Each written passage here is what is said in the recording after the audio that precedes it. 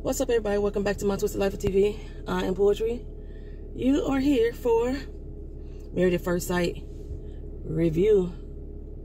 I thought I told y'all last time we was here. Oh, I didn't. Last time we was here, I recorded the video last week and it didn't show up. One person told me that they actually viewed it, but on my end it kept saying it was a failure. In that video, I said I was no longer reviewing it, recapping this show, which basically means I'm not watching it and taking notes anymore. I'm that frustrated with it, so I'm just giving my opinion, which is basically a review. That's all I'm doing. Okay. Should be on time for work today. Turn up in the booty club. So last week, since that video didn't load, I'm probably gonna like intertwine both things together. I'm gonna probably go couple by couple of what I can remember. Whatever I don't remember, drop it in the comment section for me. Y'all help me fill it in. We discuss it there. So I'm gonna start with Mark and Lindsay.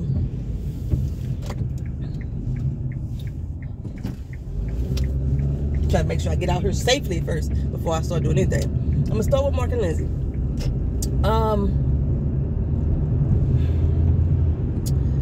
Last week we had visits from Dr. Viviana, and I thought that the tools that Dr. Viviana used to address their issues was inappropriate. Mark and Lindsay basically sat there and said that they don't trust each other. They don't trust that either one of them is genuinely involved in the marriage 100%.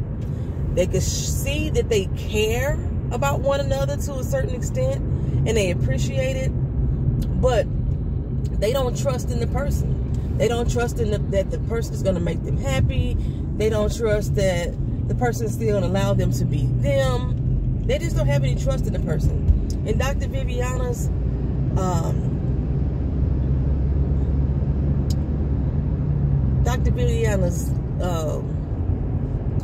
what's the word? I can't think of my words right now.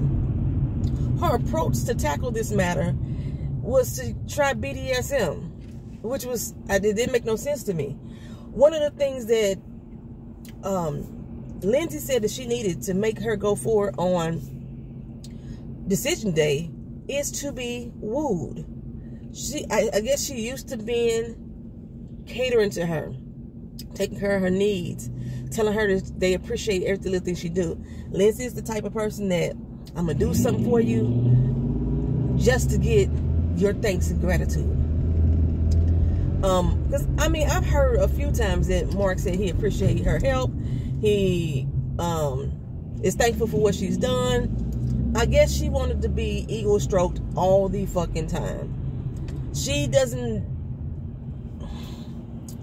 I wouldn't say that she normally does things out the kindness of her heart, because she's always looking for some type of appreciation in the end. My camera's crooked. I got it up her crooked too, so that's the problem. She always looking for some type of appreciation. She always needs a pat on the back, say job well done. After all I've done for you, after all I've been for you, you can't at least say thank you. You can't at least say this. Like I said, we've seen scenes where we saw Mark do that. So to basically tell them that they need to practice more kinkier sex was her solution to that, which didn't make sense to me. They having sex, but lately she feels like Mark has just been hitting it and quitting it. Most likely, if somebody getting on your nerves, you may still be sexually attracted to them, but you want to get shit done over with. Let's get it popping and let's get gone. I don't need you in my space and my time like that too much longer than what you already are.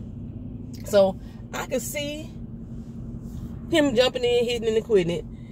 But the way that she talks about him, she talks down to him. She finds pleasure and joy in humiliating him, which is, again, was another reason why I was like, well, why would she do this BDSM thing? Because everything that was sent to them to try was basically applied towards Mark. I understand she put in the ball gag, he put in the gall gag, but then the candy draws, everything in that box was basically to make Mark feel a little bit more humiliated as a person and embarrassed. He really didn't find it fun. Lindsay did, but that's what she gets a kick out of, making him embarrassed. She gets a kick out of that. We saw that in this week's episode, when they were all sitting down together, and she kept on patting him on the back of his head or rubbing the back of his head, and he was like, "Stop doing it, I'm not a toddler." And she kept doing it again, and Jasmine brought up, "He don't like when you do this." She was like, "I know, it's so cute, that's why I do it." She likes to embarrass Mark. So that whole tool that Dr. Viviana sent through for her to give him the BDSM, for them to play with that stuff, that was stupid. It didn't match their problems. It doesn't show Mark how to woo her. It doesn't show her how not to be rude and condescending to his ass at all. It actually just helped even more for her. So this week we had the anniversary dinners, and he decided to actually do something that she really loved. Took her camping, or glamping, so to speak. She likes being out in nature. He actually went and bought her some little succulents, or I forgot what, aquariums. Is that what they call the little plant? Are they plant aquariums too? And with the help of Chris. So when I saw Chris, I said, well, I already knew that we was gonna see them again. I just think we was gonna see them as being interactive with the other couples. But he called up Chris to have Chris come out. Chris actually seemed to know more about the plants and the birds and the bees and everything that Lindsay won't more than Mark did. And from what they say, because they talk about it a lot in the after party, Chris is always hanging around them. He's been hanging around them since day one. Him and Mark feel like brothers, but he talks to Lindsay all the time. Apparently she is always up on the rooftop with them, hanging out, you know, partying, whatever. She makes her way over to the apartment building. Lindsay must really not have no, I mean not Lindsay, Alyssa is hanging out over the apartment building. Chris is hanging out over the apartment, man. They must really not have any other real friends. That they hanging out at this apartment building. I guess they're trying to get on camera. That's all I can think of. But yeah, so he bought her these little things with the little gems and the stones and stuff in it. You know, if you into stones and crystals, you know, a lot of them supposed to have meaning. They're supposed to help with your energy. And he picked out some ones that were specific to their situation. You know, she thought that was beautiful. She was like all in love again. Lindsay fell in love with Mark every day, and it turned him down again in the next breath. Every day. Every day. Not saying that Mark is my favorite person, because I think I told you, I think Mark liked her. Mark was just so focused on what everybody else thought about him liking her that it became a detriment to their relationship. Moving on.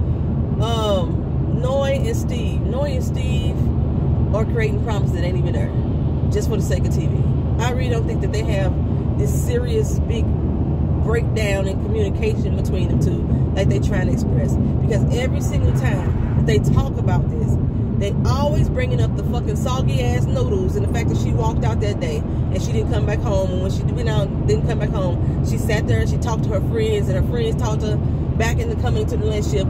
It's the same situation. It's not something that's repetitive. Y'all talking about the same thing over and over again. There is no new news between Noy and Steve. Y'all getting along. Y'all consummated y'all marriage. Y'all happy-go-lucky. She really can't survive without the financial things, because she ain't thinking about it now.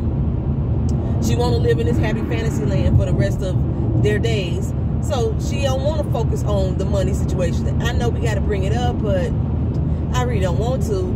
And if they are bringing it up now, it's only because the show is forcing her to. Noy ain't caring about that. Noy just happy she got somebody who say they love her. That's all she really cares about.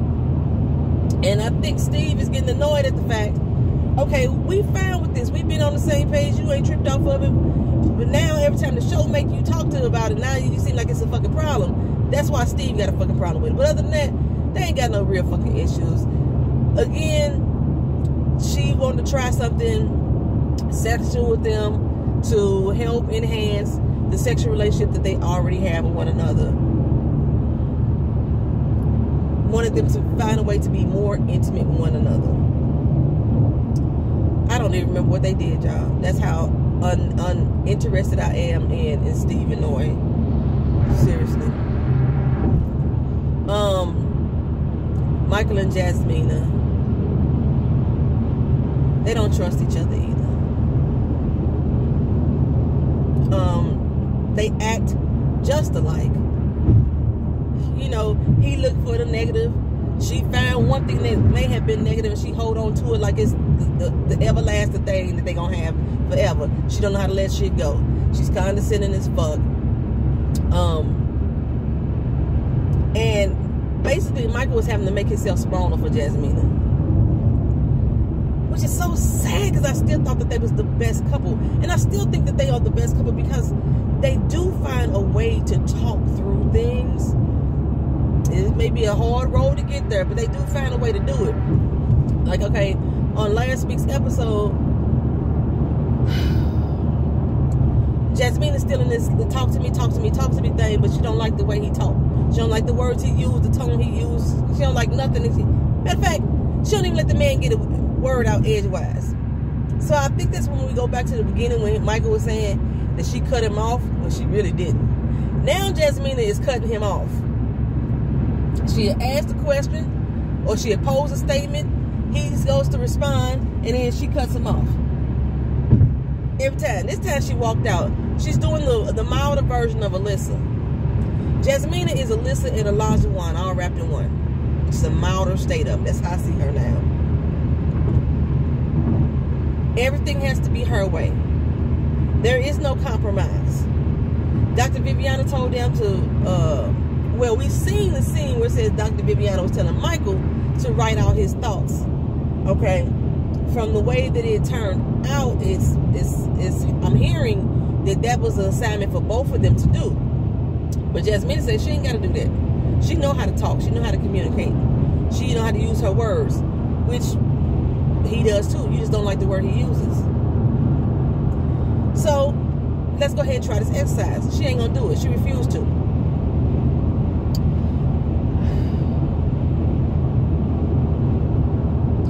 So Michael conceded and agreed to do the way that she want to do, which ain't been working this whole doggone time. Is sit there and argue at each other and go back and forth, try to figure out how to have her version of a basic conversation, back and forth.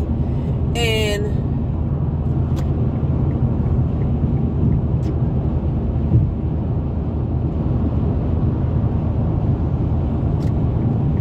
okay, try to have her version of a conversation back and forth and she didn't even like that.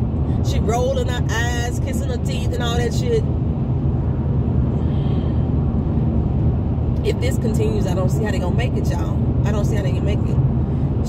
They're still not intimate with one another. The spark that she said she felt at the wedding day, she don't feel now because they don't have an emotional connection. And if they don't have an emotional connection, her vagina don't get wet. Michael is still very enamored with her beauty. So he's still turned on by her. He still wants to have a physical connection, but she shuns him. It's not going to happen if she don't allow herself to open up to it. I don't even think they've kissed. The only time that they probably hug is when they laying in the bed, but they don't even like smooch, nothing like that. But she claims that she is attracted to him. She liked his physical build. She had a little spark for him in the beginning. They're annoying. What I noticed on the anniversary date, what happened with the anniversary date, annoying Steve? Oh, I forgot about that too. Annoying Steve, what the fuck did they do? Did they go swimming again or something like that? You take it to the water, be baptized, something like that. I don't remember. What I found before I get into Jasmine and Michael's 1 month anniversary date is that all these dates were set up to cater to the person who is insecure or who is abusive in nature. Mark catered to Lindsay. She, like I said, he ain't all that either, but she's the one that's more abusive in this relationship. Steve had to cater to Noy, stroke her ego on a scale of 1 to 100. They always doing that. They sat down and had conversations with their friends about their relationships as well. And here she goes, she broke out the scale again. If I had to give it a rating, she always rating every fucking thing.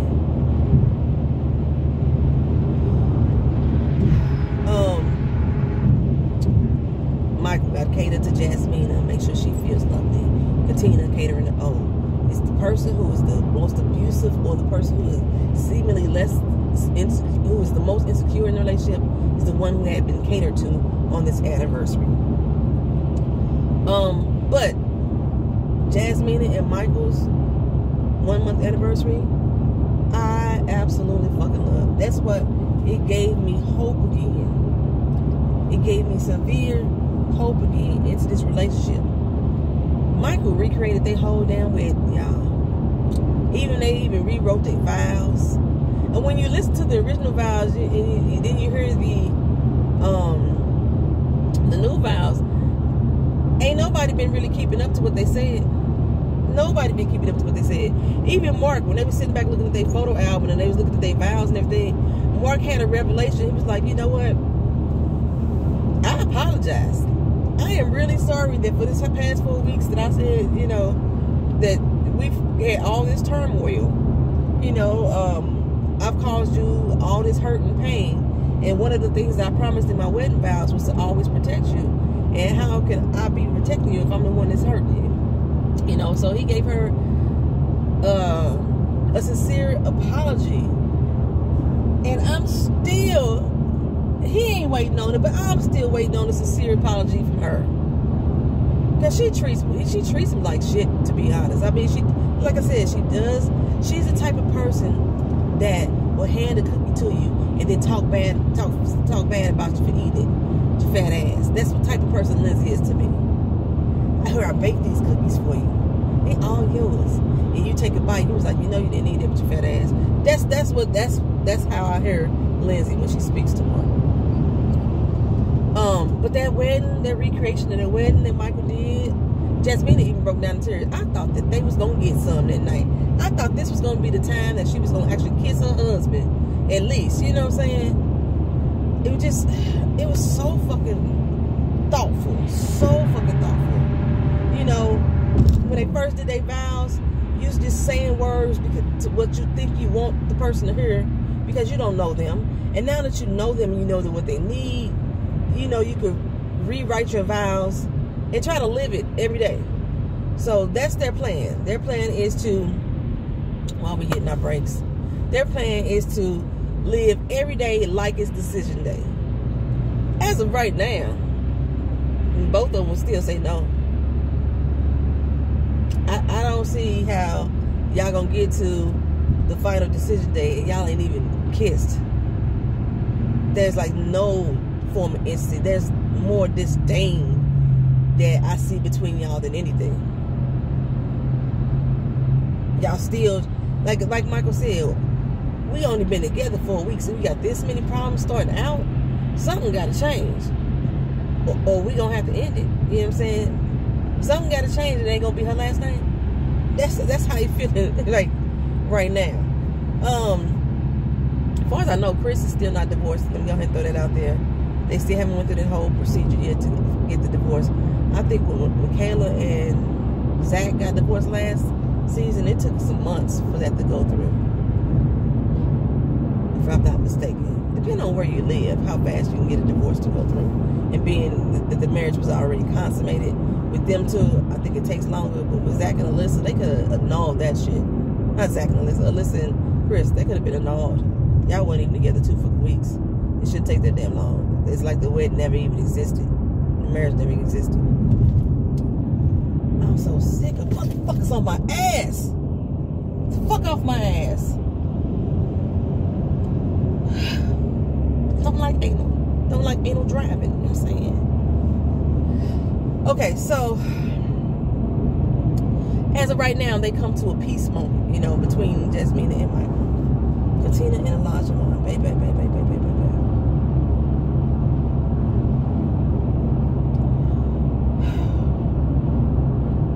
I don't even know what to say about these two. Katina is in an abusive relationship, and she has clearly taken on the role of that abusive victim because she finds excuse for everything that she does. She has taken on the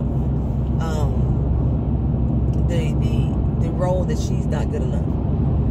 You know, she's starting to believe him. He is that person that, again, he's that cookie person. When what's her face? Lindsay told him at the end, me and you are so alike. Yes, Elijah Wan is that cookie person. He's gonna rub her feet, rub her body down with oils, and then, you know, choke her out in the next breath. No, not physically, but shit. She said she feel like his words is hitting her. And the solution for Dr. Viviana was to make them touch each other.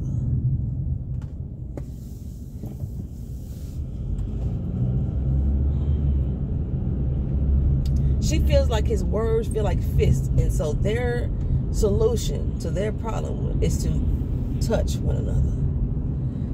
I still don't believe that these two ain't fucking. If they really ain't, it is all a manipulation tactic on him.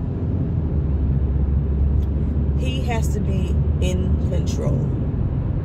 She's still confused or trying to lie to us, talking about, no, it's both our decision. We're trying to make sure we have more of an emotional connection. Katina, you think you have an emotional connection with him. It's because he's saying y'all don't, and you're like, okay, well, maybe we don't. Maybe you're right. I told you she said, bark on one leg, jump on one leg, how you want me to jump, bark, how loud you want me to, she's that person.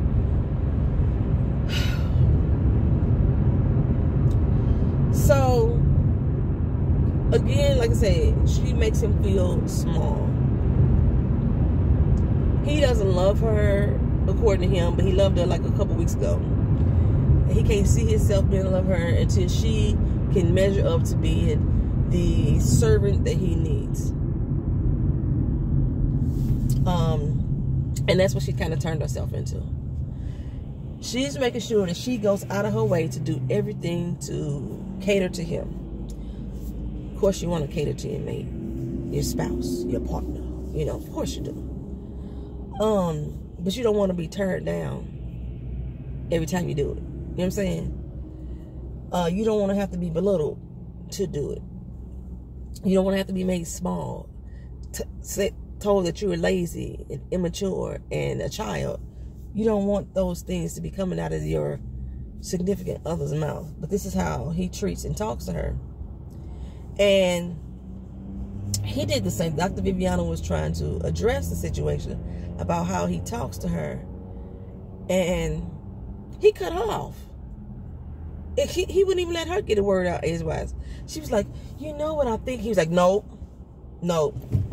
Well, if you just, no. What advice are you taking from her if you're not even allowing the damn expert to talk to you?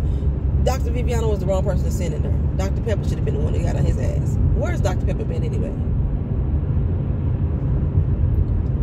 But okay. He did the same thing to Keisha Thankfully in the end. Keisha was trying to address his behavior. And she was like, you know what? I'm going to give you the benefit of the doubt and say maybe that you just said that the wrong way. He was like, no, I didn't. I said it exactly how I meant it. I said exactly how I meant it, exactly how I felt it. I said what I said, I meant what I meant, and that's that on that. He makes no excuses for his behavior. He thinks it's acceptable.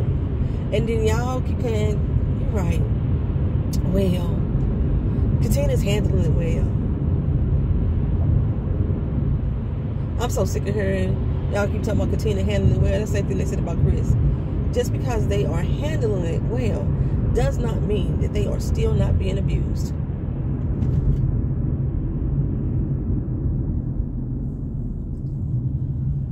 So she plans a little movie night for him. Now he said he worked nights normally, so I don't know when they did this movie night. She made popcorn and treats and snacks and stuff like that, and sat up in front of the TV and watched the movie. I don't even know what movie it was. I don't think they told us, but this is the type of shit he liked to do. Well, fucking do it. Why you need to wait on her to do it? Because she needs to cater to him. And she, first of all, gave us a full-on explanation about how much of a good man he is. And he has a big heart. And she really loved her man. Then Katina, another one, just so happy to have a man. I'm going to cater to my man. You know what I'm saying? Whatever. So, yeah, she went on that whole explanation about how he doesn't have to be the one to plan the anniversary. She ain't got to wait on him to do it. This is his talking. This is his branding that he's put into my so from here on out, in order to make him happy, is to kiss his ass. She planned a gondola trip. Oh, the movie night was the intimacy night where he's supposed to use softer words with her and learn how to, basically they just taught her how to kiss his ass. She planned a little gondola trip for their anniversary, a month anniversary. She's been to Italy. He said he's always want to travel. Since they're not traveling now, she planned a little fake Italy tour. Give him an experience of it. I don't remember if they went out to eat or not. I don't know. I forgot y'all. Y'all put it down in the comment section if they did. I don't remember. Well, actually, the next day, though, they all decided to go out to eat, all the couples together. It started off pretty good. I don't know. The show is forcing them to have these dinners and conversations every time they get together.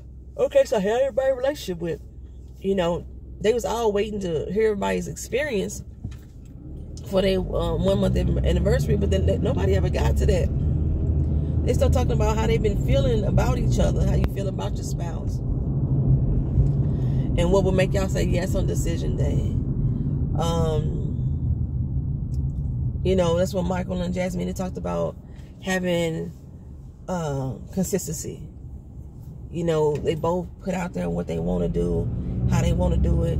It always falls through, so they're working on consistency. That's why they're going to live every day to the last day. Again, with Steve and Noy, consistency, communication. They never bring up the money in front of the rest of the group. The financial security. But she did bring it up, though. I just don't remember when she brought it up. I think she brought it up when she was talking to her friend. Financial security and getting a job. But Steve feel like I'm the best house husband you can get. I cook, I clean, I take care of the dog. Why I need to have a full-time job? I'm the house husband. No, I didn't want to marry a house husband. She didn't want to be the only sole provider in the house. But they keep suppressing that, though. They keep suppressing that whole situation. Because Steve's whole thing is like, I can make money when I want to make money. If I need it, I can go out and, do some exchange for some change, go down to amateur night on Wednesday nights, strip for $1, you know what I'm saying? And he'll make whatever money he need to make to put food on the table to help without a bill or something like that. But right now, Noy is going to be the sole provider in the household. But consistency. Basically, all the groups say consistency. Consistency. It's consistency and commitment. Lindsay needs to feel the love and affection, and she needs to be catered to. Katina was like, yeah, same thing with everybody else. I don't really want to piggyback off everybody else. I think consistency is great. Our communication is great. He's learned how to be a more calmer Elijah Wan. I think that right there, when she said that, that's what pissed him off. He need to be a lot more calmer. He's learned to be a lot more calmer, and she gets to be Katina. He don't like that. Okay. So sitting there, he said, you know what? I don't even know if we got the chemistry to be husband and wife. We already husband and wife. But I think our chemistry could be more just on a friendship level. And here's why. I'm already pissed off about something that happened. On the way over there, he was going through a phone. I don't know if it was just me. Did y'all notice that phone wasn't the same phone? He used her phone. Why was he using her phone when he got his own? I don't know, first of all. But he needed to use her phone, and he started scrolling through her phone, looking for a reason to be mad. That's what it is. He saw an app that was on her phone. Now, according to Katina, this app been on her phone for almost 2 years. She ain't even got no profile. She forgot it was there. I think it was OkCupid was the app. She didn't even realize it was there. Y'all know how many apps I got on my phone? I think 200 and something. How many I actually use on a daily basis? Probably about 10 or 11 or 12. I don't even remember all the apps that's on my phone either, for real. She ain't got no profile. But this is what pissed him off. He scrolled through her phone and see that app. But he brought it up at the dinner, but he didn't say exactly what it was. He just said it was something that got him questioning whether or not this marriage is even real. And she's like blindsided because they were just holding hands and laughing and kissing and stuff like that. In the after party, they were saying that they thought it was the alcohol because the girls wanted to drink. Lindsay, Katina, and Jasmina wanted to drink. Elijah one don't like when they drink. You know, and you know, after if she has more than one drink, then he has a problem with that, even though he's a drinker. So that's what they thought the whole issue was, because Lindsay ran back in the building to go get the liquor. Come to find out it's about the damn phone. So Katina's like, you know what, let's go, let's bounce, you know, because everybody's trying to make Elijah want to see how he just set that whole situation up. You just blindsided your wife. She don't even know what the fuck going on. Yeah. And now we all like in your business, and she don't even know what's going on, trying to figure out what the fuck is happening. He was like, well, I just have to be honest. I just have to be truthful. But you're not. Because what you being honest about? But still, what was you going through her phone for? Anyway, so they get back to the house, and then we get the explanation about that's what the whole thing was about. When he said, let me see your phone. When he pulled that phone out, I was like, that ain't even the same phone. That ain't even the same phone. The phone that they looking through right now is like a black or dark color phone, and the phone that he had on the bus was like pinkish or lavender or something like that. That's not the same phone, or silver. But it finally got to the point where Katina's fed up with him hollering at her.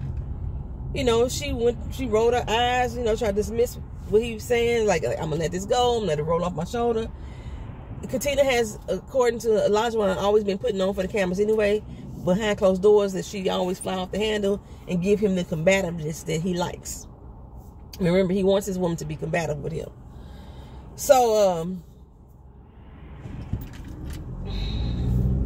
Katina's like, you know what? I'm rolling my eyes at you because you steady hollering at me. And as she hollering back at him, this is for the first time that we heard, and she was like, y'all know, get this fucking mic off me. Get it off me right now, or y'all see the real Katina come out. I'm like, why hasn't the real Katina been here all along? I don't know. I'm at work, y'all. This is the end of this. Y'all want me to talk about more of this, do it in the comment section. Y'all have a good one. Married at First Sight. Peace.